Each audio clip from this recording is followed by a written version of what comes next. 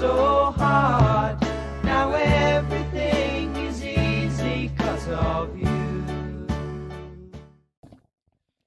Hi, everyone. Welcome back to another episode of Thoughts for Rent, Realtors Keeping It Real. I am Ireland, and this is Jenni McKenna, owner-broker of McKenna Property Management. Here in Las Vegas, Nevada, or Southern Nevada. We do Henderson, too. We do, and some Boulder City. North Las Vegas, yeah. Just Southern Nevada. Southern Nevada is a good one. So what are we going to talk about today, Ireland? We are going to pivot because I feel like recently we've been giving a lot of owners tips and tricks for success. So now we're going to give some future potential residents some tips and tricks to success. So I'd like to say we're going to do 4 secrets to successful renting that are all landlord approved. How about that? Yeah. We like that? Sounds good. All right. So we all know that when you are applying for a new rental and you've never done it before, it can be pretty daunting. You really don't even know where to start. Do you hire a real estate agent? Do you have to do it on your own? Do you go through Zillow? I mean, what do you do when you're trying to apply for an app, to apply for a rental? Yeah, it's definitely scary because not only are you having to figure out all of those items, but then we also get to a place where every single property manager is different too. Yes. So some people want you to come into their office and write in your application. Some people want you to submit it online. Some people want you to use the Zillow application. Other people want you to use their application. So I would say immediately start off, use reliable websites. I would say Zillow's reliable. There are a couple other ones, rent.com, apartments.com. Once you get to those sites, because they are third-party sites, always check and see if there is an actual main website connected to whoever's renting it out. Sometimes if they're self-managing, they won't have a website. That'll just be how you communicate with them is through the third party. But other times, if it's a landlord or a property manager who is pretty big in the industry, they'll have their own website and that'll be available on those third-party sites. And you want to do that because there is a lot of fraud out there. So we've seen some of our properties that somebody had taken the address, the information, and it was a $1,700 single family house, and they used our photos and they used the where it was in the neighborhood, all of our verbiage.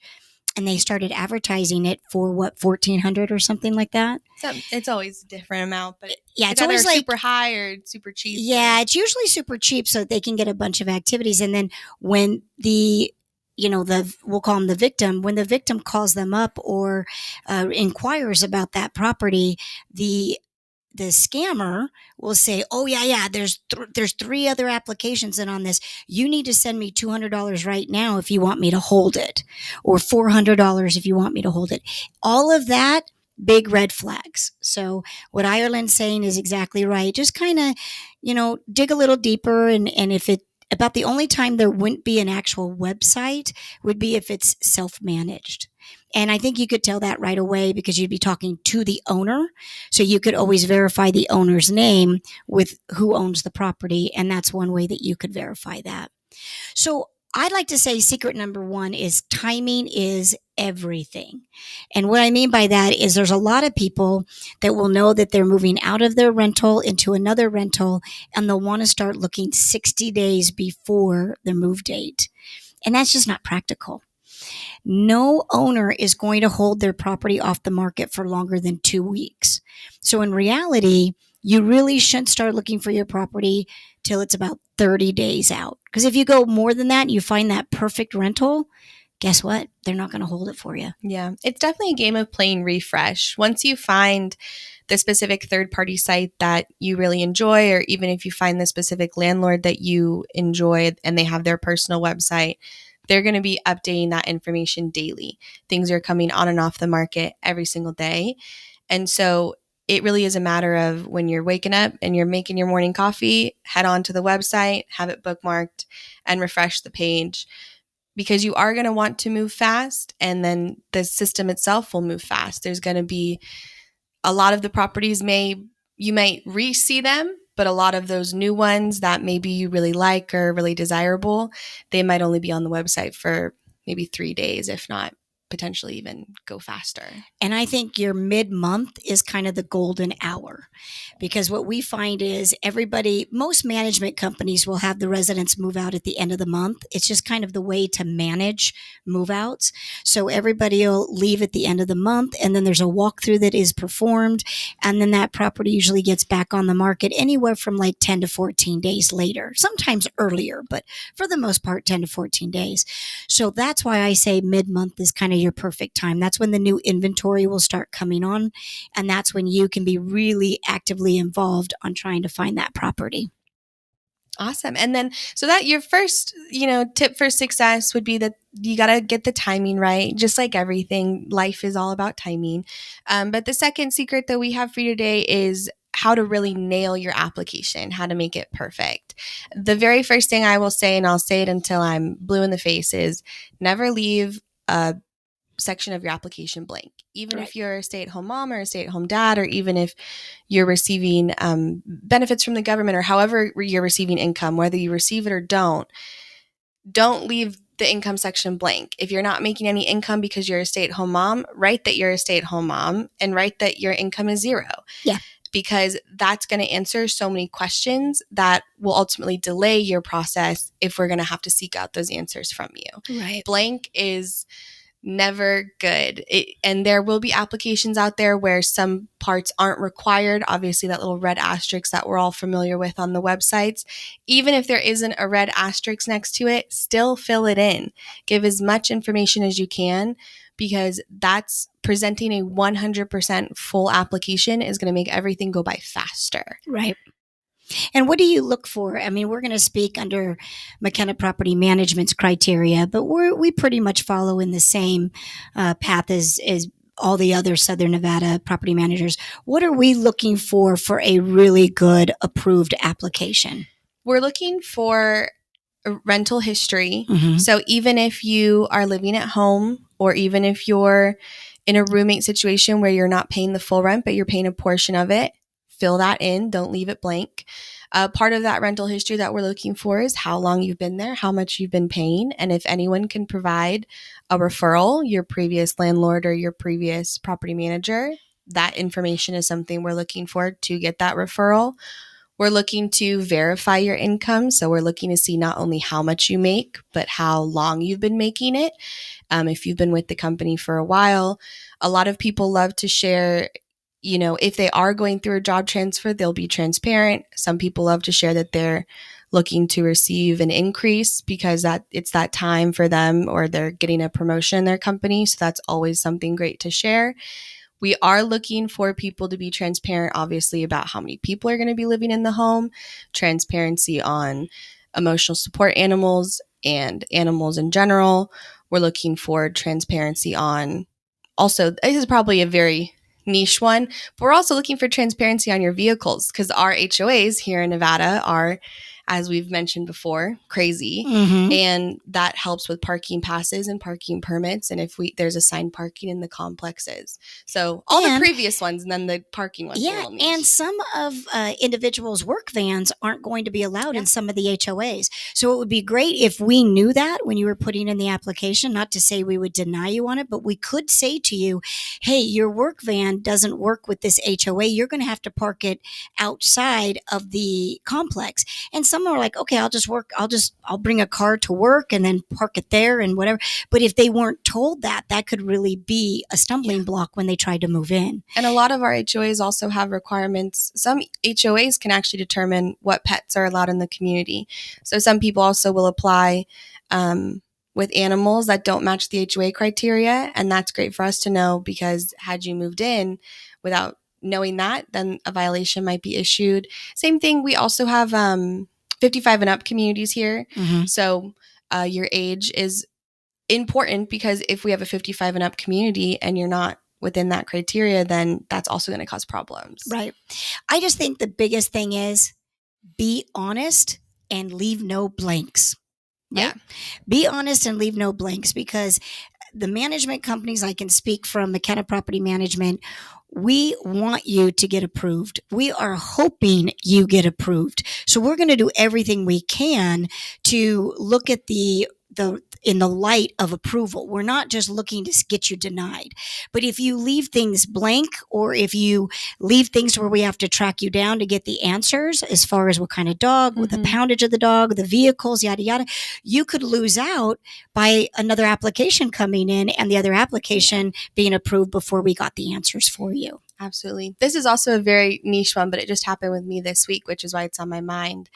If you are moving into a place with multiple bedrooms and those aren't going to get filled kind of in the stereotypical way people think of, explaining what you're using the bedrooms for is also great. Again, just like full transparency, because the very first thing people are going to think is, oh, they're going to sublet out those bedrooms. This is risky. I don't know if I want to proceed with this. The answer that I got back when I was dealing with it this week, she literally just wanted a gym, a home office, and a guest room. Yeah. And that's why she had all the extra rooms. Yeah. So it just, full transparency, full honesty. You think it might not be a small thing, but the more honest, the better you fill out the application. Don't leave anything blank. And I also think, and I know you don't have to do this, but this is kind of like the cherry on top, a brief, polite introduction of who you are. I think it makes because we always like to say your application's kind of your resume, right? So it just makes it to where we know a little bit more about you. And if that particular applicant had said, oh yeah, I'm looking for this 4-bedroom for a gym, a home office, and whatever, we would have already known that, and we could have presented that in such a great light to the owner, rather than having to call back, get the answer, and then the answer is great, it's fine, but it's not fluffed up. It's not like the story. I think we're all humans. And so the other person that is the landlord, they're looking for a good human to rent their property. And so Absolutely. That's always helpful. I also say, at least in Southern Nevada, this might be different in a couple other states, but in Southern Nevada, you've got to be prepared to act fast. Yeah. So like Ireland said, if you've got that bookmark and you see something that morning and you get the opportunity to go look at it that day and you like it, you got to be ready to put the application in, which means have your driver's license ready, have your proof of your income already ready, have all your pet documentation ready, have your references ready to go. Those are the things that you're going to need anyways when you fill out the application. So do that before, so that when you find that rental, you can act quickly. Yeah, especially if you know that you're going to be moving out, and a lot of people want to start the process right on day 60. What you can do within those first couple of days or first couple of weeks is prep the paperwork and prep all that information and prep the referrals. So then when the time comes to actually hit submit on the application, everything is ready to go. And then when I was thinking about this to try and come up with the secrets to help anybody that's out there that's going to be putting in an application, I thought about something that I always say to the leasing department when they bring me an application. If there's something that's kind of on the cusp and they need me to give that final approval, the first question I always ask is, how good has that applicant been about communicating? Because I feel like if you are communicating and you are on top of it, it shows that you're responsible and that you care. And that means a heck of a lot when we are looking at multiple applications. Or if we're looking at an application that might have a little bit of a hiccup and we want you to get accepted, the question I'm going to say is, hey, Ireland, how good have they been at communicating with you? Yeah. And if Ireland says, oh, they've been great, they text as soon as I text them, or they email me back whatever I'm looking for, right away, you're more than likely going to get approved if it was on the cusp. Absolutely. We like to send confirmation notifications when the app gets ran, and the people who respond back with a thank you or awesome, or even if they follow up with a question because they have one, just knowing that there's someone that exists on the other side of this paper application that we're looking at is reassuring. And that they care. They care enough to respond. So even a thumbs up, just so that we know that you got whatever it is that we are sending out. And then the last secret is kind of a secret that's more of an industry secret. We get a lot of residents that will move in and then be upset about something right away. And evidently they knew about it before. So I'll give you an example. A resident moves in and the carpet wasn't as clean as they wanted it to be clean. or as clean as they'd like it. They saw it when they went and viewed the property, but in their mind, they assumed that there was going to be a cleaning done to the property before they moved in. So they did an assumption. We all know what assuming is, making an ass out of you and me, or as Max would say, Ass out of you and umption. Yes, which doesn't always make sense to me, whatever. So what I am going to recommend as our secret number 4, if there is something that is in the property that you want to see get addressed before you move in, negotiate it with the owner at the time of the application. Because there is nothing that makes an owner more upset than when there is a move in and then all of a sudden there's a big laundry list of all the things that the resident wants done that the owner had no idea that resident wanted done. Yeah. Because they all assume that when it goes on the market, it's clean at that time. The carpets are done at that time. Everything is ready to go. But then it rains outside and there's 2 showings. And so there's tracked in a couple little, footprints. Don't assume that that's all going to get cleaned up before you move in.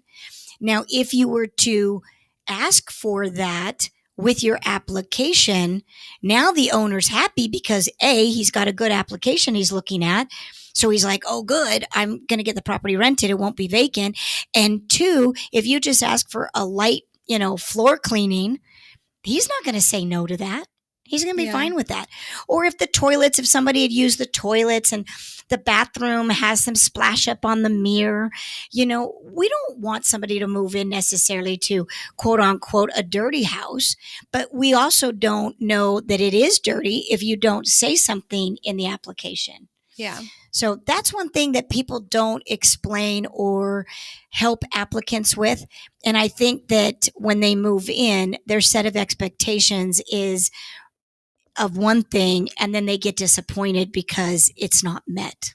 Absolutely. And I think a lot of times it can feel very hard and it can feel very jaded, and that's obviously because everyone's different and it's all legal contracts and it's a lot of money. So anyone's going to feel that type of way, but usually asking the question does result in positive answers, even if it's just clarification. I have a lot of people, they want to know about our lease and I can send them a sample copy. But if you don't ask, you're not going to get that sample copy. You're just going to get the lease that you need to sign when it's ready to move in. So even just asking questions about how do I pay, or what's the lease, or would they be open to cleaning these carpets, asking those things before anyone's asking you to put money down or before anyone is telling you that you have to move in helps relieve a little bit of that stress and that pressure that can come with signing a contract. So, and I also think, and I've been doing this for over 30 years, I really have not heard a stupid question from an applicant. I really haven't, because we understand that this is all new for you. We've been doing this daily. So, obviously this is second nature, the leases, the contract, the money, the security deposit, yada, yada, yada. But we understand that you may have never rented a property, and there's a question out there that you have that we're never going to think is stupid. Yeah. We'll just answer it. We'll be like, yeah, this is the answer to that question. Do you have any other questions? And they might have something else that, we've said a lot. We know a lot. It's kind of common sense for us, but we never judge the person on the other line because we know that they may have never done this in the past. Absolutely. And if you are transferring from out of state, because Nevada is growing all the time and we get applications from people who aren't able to view it in person, do not, or how do I say this? Make your person, whoever shows that to you, whether it's a family member or a professional or whoever who's doing that showing for you, make them turn on the sinks and make them turn on the ceiling fans and make them open every single closet and every single drawer. If you have to do a virtual showing, really just make them, give them that extra work and then send them a coffee or tell them thanks, or, just make sure that if you are coming from out of town, because that is what happens and you want to make sure the property's great, do a virtual showing and then ask them to open the blinds and ask them to turn on all the lights and ask them to stick their head in the fridge to feel if it's cool or not. And they'll happily do that because nobody wants anyone to move into a property that they don't love. Right, because you're already moving, which is already stressful. So nobody wants you to move into a property that has problems right away. So if that was determined when they put the head in the refrigerator and it was warm, then that can get fixed before the individual comes in to move into the property. Yeah, I agree 100%. So just kind of a quick recap on our 4 secrets. 1, start your search no earlier than 30 days, because if you find the right one, it's probably not going to be there with your timing. Yep. So as Ireland says, timing is everything. Number 2, treat your application like a resume. Do not, I liked when Ireland said, blank is bad. Do not leave anything blank. Put it in there. And then be transparent and honest, right? Yeah. You do not want to start a relationship with any kind of deceit. By the way, the owner or the management company, they're going to find out if you have a dog or a cat. So don't try and lie to them about it. And they are going to find out. Half the time it's like a neighbor or like someone, it's not even like the landlord or the owner. It's like a third party that's narking on you. Exactly. So it's not even like, it's not even in their control. Just be honest, right? Be honest. And then that way you don't have to worry about hiding any of that. Let that little family friend be part of your family. Put it out there. And then the last is, get ready to move fast, because like we said, Southern Nevada, good rentals go fast. So you want to make sure everything is prepared even before you start the application. And then I'll let you do the last. And then just make sure you ask your questions. Don't be afraid to speak up. Don't be afraid to submit requests. It's better to submit those requests and get those answers before you get approved than it is to be in the house with the keys and not getting those questions asked. So make sure that you don't be afraid to speak up for yourself and your questions. Yep. Well, that is our podcast today. I hope that you have enjoyed it. If you have, please remember to subscribe.